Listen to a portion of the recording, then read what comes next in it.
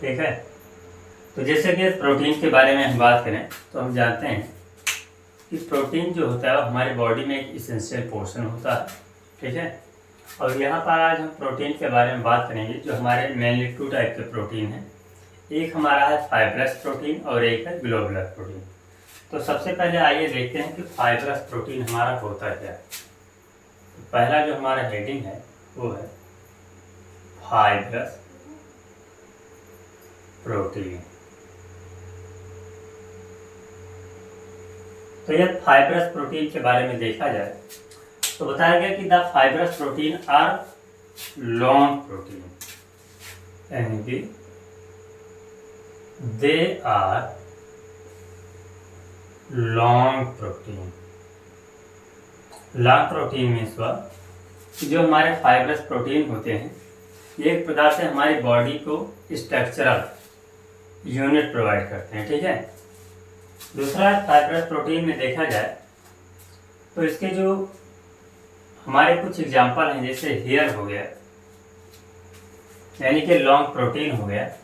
उसके बाद बताया गया कि ये रॉड शेप होते हैं, यानी कि they are rod shape. Rod shape होता है, यानी कैसा होता है, रॉड शेप होता है। और जब इस फाइब्रस प्रोटीन को हम बाहर से टच करते हैं तो ये टफ होता है, यानी कि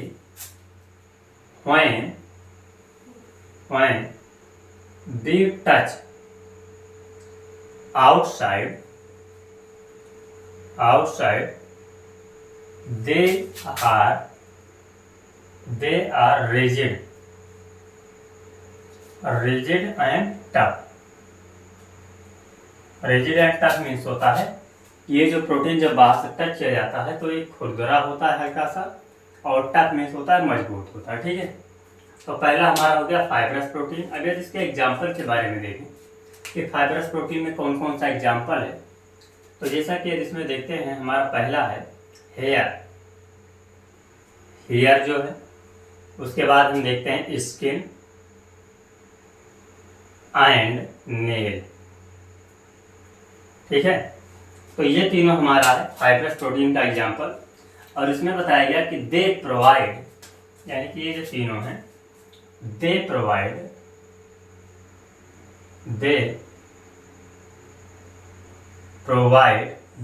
प्रोटेक्शन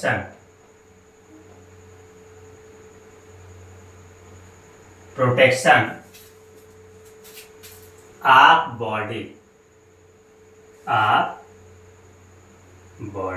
यानी कि ये क्या करते हैं, ये हमारी बॉडी को एक प्रकार से बाहर से प्रोटेक्शन प्रोवाइड करते हैं या सुरक्षा प्रदान करते हैं, ठीक है।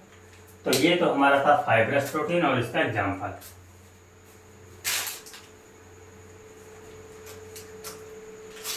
अब इसके बाद जो हमारा दूसरा हमारा हो जाएगा वो है ग्लोबुलर प्रोटीन।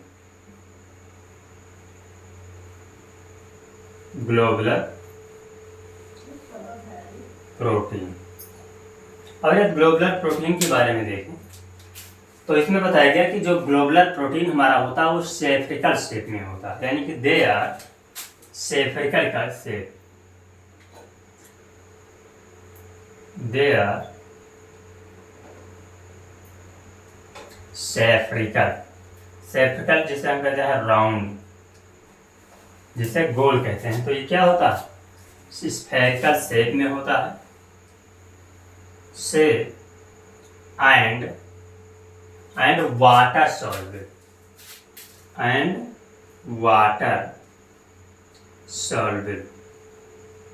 ठीक है। ये हमारे कैसे होते हैं, ये वाटर सॉल्युबल होते हैं। हाँ, ये इसमें फाइबर प्रोटीन में देखा जाए तो इसमें एक पॉइंट छोड़ रहा है कि जो हमारे फाइब्रस प्रोटीन होते हैं ये वाटर इनसॉल्युबल होता है, यानी कि they are water insoluble means कि जो हमारे फाइब्रस प्रोटीन होते हैं ये वाटर में घुल नहीं सकते हैं, ठीक है। तो यहाँ पर हमने देखा फाइब्रस प्रोटीन और ग्लोबुलर प्रोटीन, दोनों का हमने देखा एग्जाम्पल। अब आगे देखते हैं कुछ और मेन प्रोटीन है, उनका स्ट्रक्चर और फंक्शन और उनका एग्जाम्पल क्या है। हाँ, अब आइए देखते हैं कुछ प्रोटीन और उसके एग्जाम्पल। तो जैसे हम सबसे पहले देखते हैं, फर्स्ट पर हमारा है फाइब्रस प्रोटीन। तो जैसा कि अभी हमने देखा कि जो फाइब्रस प्रोटीन होता है ये एक प्रकार से स्ट्रक्चरल प्रोटीन होता है, लॉन्ग होता है, वाटर इंसॉल्युबल होता है और बॉडी को क्या प्रोवाइड करता है, प्रोटेक्शन प्रोवाइड करता है। यानी कि फाइब्रस प्रोटीन जो हमारा वो कैसा है, एक स्ट्रक्चरल प्रोटीन है, यानी कि STRUCTRAL। स्ट्रक्चरल प्रोटीन का मतलब होता है ये बॉडी को शेप और साइज प्रोवाइड करता है। क्यों? क्योंकि जैसे हमने देखा केराटिन, फाइब्रिन और स्किन या हमारे नेल जो होते हैं ये फाइब्रस में आते हैं। ठीक है, पहला हो गया। दूसरा हम देखते हैं, दूसरा हमारा बताया गया कि एंजाइम। एंजाइम जो होता है एक प्रकार से बताया गया कि एंजाइम जो होता है ये हमारे मेटाबॉलिज्म में हेल्प करता है, यानी कि हमारी जो फीडिंग मैकेनिज्म है या फीडिंग प्रोसेस को डाइजेस्ट करने में भी हेल्प करता है। ठीक है, जैसे इसमें लाइसोसोम और पॉलीमरेज एंजाइम जो होते हैं वो हेल्प करते हैं। इसका मतलब ये हुआ कि हमारे बॉडी में जब हमारे स्टमक का जो pH होता है वो जितना कम रहेगा, जैसे 2.5 या 3 के रेंज में रहेगा, तो उसमें एंजाइम जो है फूड को डाइजेस्ट करने में हेल्प करते हैं। अब मेटाबॉलिज्म में देखा जाए तो मोटे मेटाबॉलिज्म में यही बताया गया है कि डाइजेशन ऑफ फूड मटेरियल, यानी कि when the complex food material are break down in small piece or simple form and easily digest and obtain the energy our body. यानी कि जब कोई कॉम्प्लेक्स फूड मटेरियल छोटे छोटे टुकड़ों में कन्वर्ट होकर के हमारे बॉडी में इजीली डाइजेस्ट हो जाता है तो उससे हमारी बॉडी को एनर्जी मिलती है और इसी प्रोसेस को क्या कहते हैं, मेटाबॉलिज्म। अब मेटाबॉलिज्म की भी बात किया जाए तो हम देखते हैं कि मेटाबॉलिज्म नॉर्मली हमारे दो प्रकार के होते हैं, एक होता है कैटाबॉलिक प्रोसेस और एक होता है एनाबॉलिक प्रोसेस। एक क्या होता है, एनाबॉलिक प्रोसेस।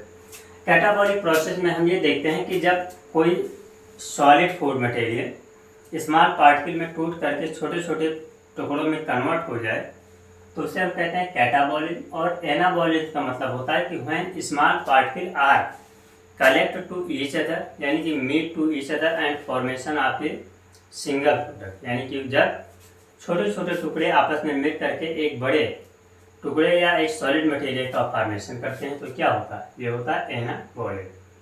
तो यहाँ पर हम देखते हैं कैटाबॉलिज्म और एनाबॉलिज्म। तीसरे नंबर पर हम देखते हैं कि हमारा यहाँ पर है मेम्ब्रेन ट्रांसपोर्ट। तीसरे पर क्या है, मेम्ब्रेन ट्रांसपोर्ट। तो मेम्ब्रेन ट्रांसपोर्ट में देखते हैं कि हमारे कुछ चैनल प्रोटीन या कैरियर प्रोटीन होते हैं जो कि मेम्ब्रेन ट्रांसपोर्ट में हेल्प करते हैं, यानी कि जैसे गैसियस एक्सचेंज होता है या हमारे आयन जो होते हैं मेम्ब्रेन में ट्रांसपोर्ट करते हैं या एक्सचेंज होते हैं, यानी कि अंदर के कुछ एसेंशियल पोर्शन बाहर जाते हैं और बाहर से कुछ अंदर जाते हैं। तो इसमें जैसे हमारा आता है एक प्रोटॉन पंप होता है। ठीक है, प्रोटॉन पंप या और बहुत सारे प्रोटीन जो हमारे हैं क्या करते हैं, तो चैनल ट्रांसपोर्ट में हेल्प करते हैं। नेक्स्ट हमारा है फोर्थ नंबर पर है रेगुलेशन। फोर्थ नंबर पर हमारा आता है एक रिप्रेसर प्रोटीन होता है। रिप्रेसर प्रोटीन जो है वो हमारी बॉडी में जीन को रेगुलेट करने में या जीन को कंट्रोल करने में हेल्प करता है। ठीक है, जिसमें हमारे लैग रिप्रेसर होता है या फिर एक होता है हमारा लैम्डा फैग रिप्रेसर होता है, चाहे इसमें हम ले लें लैग रिप्रेसर या लैम्डा रिप्रेसर होता है। तो ये हमारे क्या करते हैं, हमारे बॉडी के जीन को कंट्रोल करते हैं। यानी कि जब हमारे बॉडी में कोई गलत जीन डेवलप हो रहा होता है तो उस समय रिप्रेसर प्रोटीन उस जीन को एक्सप्रेस नहीं होने देता है, यानी कि उसको दबा देता है। और जब कोई नया प्रोटीन या सही जो है जीन हमारी बॉडी में डेवलप हो रहा होता है जो कि हमारे बॉडी के लिए यूजफुल है तो वो डेवलप होता है। ठीक है, हाँ आइए देखते हैं इसके बाद जो हमारा अगला है ये हमारा हो जाएगा फिफ्थ नंबर। ये किस पर हो जाएगा, फिफ्थ नंबर पर। तो फिफ्थ नंबर पर हम देखते हैं कि नेक्स्ट हमारा है हार्मोन। और जैसा कि हम जानते हैं कि हार्मोन जो होता है वो हमारी बॉडी की एक्टिविटी को कंट्रोल करता है, जैसे ग्रोथ रिप्रोडक्शन को कंट्रोल करता है। तो वही बताया गया कि हार्मोन जो है रेगुलेट आवर बॉडी फंक्शन। जैसे हम जानते हैं कि हमारे बॉडी में कुछ हार्मोन जैसे ग्रोथ हार्मोन होता है जो कि बॉडी के ग्रोथ के लिए रिस्पॉन्सिबल होता है।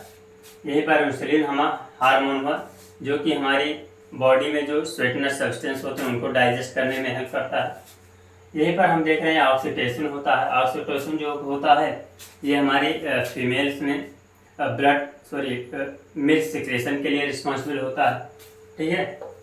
ऐसे नेक्स्ट हमारा है ग्लोबिन प्रोटीन। तो ग्लोबिन जो प्रोटीन होता है, ग्लोबिन प्रोटीन यानी कि 6 नंबर पर यहाँ पर देखते हैं। तो ग्लोबिन जो प्रोटीन होता है ये ट्रांसपोर्ट थ्रू बॉडी, यानी कि ये हमारे बॉडी में ट्रांसपोर्ट में हेल्प करता है। जैसे ये देखा जाए कि जो हमारा हीमोग्लोबिन है या मायोग्लोबिन, तो हीमोग्लोबिन जैसा कि हम जानते हैं कि हीमोग्लोबिन हमारी बॉडी में आउटर इन्वायरमेंट से ऑक्सीजन को लेकर के हमारी होल बॉडी में उसको ट्रांसपोर्ट करता है और हमारी बॉडी के इन साइड में प्रेजेंट जो CO2 गैस होती है उसको बाहर निकाल करके फेंकता है, ठीक है।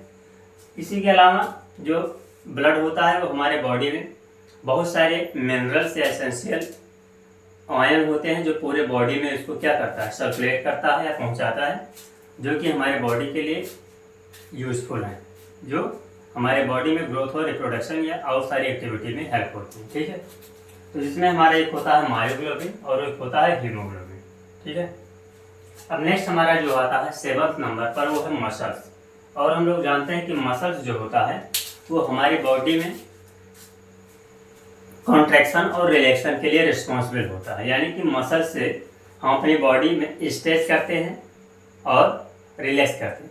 यानी कि जब हम अपनी मसल्स को फैलाते हैं या खींचते हैं तो उसी को कहते हैं कॉन्ट्रैक्शन, और जब उसको हम सिकोड़ते हैं तो उसी को कहते हैं रिलैक्सेशन, ठीक है। तो मसल्स में देखा जाए इसमें 2 होता है, एक होता है एक्टिन और दूसरा हमारा होता है मायोसिन। नेक्स्ट नंबर हम देखते हैं, नेक्स्ट है लास्ट हम देखते हैं 8 नंबर पर। वहाँ पर हमारा है एक प्रोटीन जिसका नाम है टॉक्सिन प्रोटीन। तो टॉक्सिन प्रोटीन जो होता है वो हमारी बॉडी को ऑफेंसिव एंड डिफेंसिव में हेल्प करता है। यानी कि जब हमारी बॉडी में कोई फॉरेन पार्टिकल अटैक करता है और हमारी बॉडी को डैमेज करने की कोशिश करता है तो हमारी बॉडी में उपस्थित जो टॉक्सिन प्रोटीन होते हैं वह उन बाहरी आउटर पार्टिकल से हमारी बॉडी को बचाते हैं। यानी कि फॉरेन पार्टिकल से हमारी बॉडी की सुरक्षा करते हैं और शरीर को डिजीज से बचाते हैं, ठीक है। तो इसमें हम 2 चीज़ों का यूज करते हैं, यानी कि मोस्टली पढ़ते हैं। एक हमारा होता है एंटीबॉडी और दूसरा होता है स्नेक वेनम, ठीक है। तो ये जो दोनों हैं ये टॉक्सिन के एग्जाम्पल हैं और ये ही हमारी बॉडी को क्या करते हैं, बाहरी रोगों से हमारे शरीर की सुरक्षा करते हैं या मदद करते हैं। तो ये हमारे हुए प्रोटीन। और नॉर्मली ये जो प्रोटीन है किसी एक क्लास को टारगेट करके नहीं किया गया है, बाकी ये प्रोटीन का नॉर्मली हर जगह यूज होता है।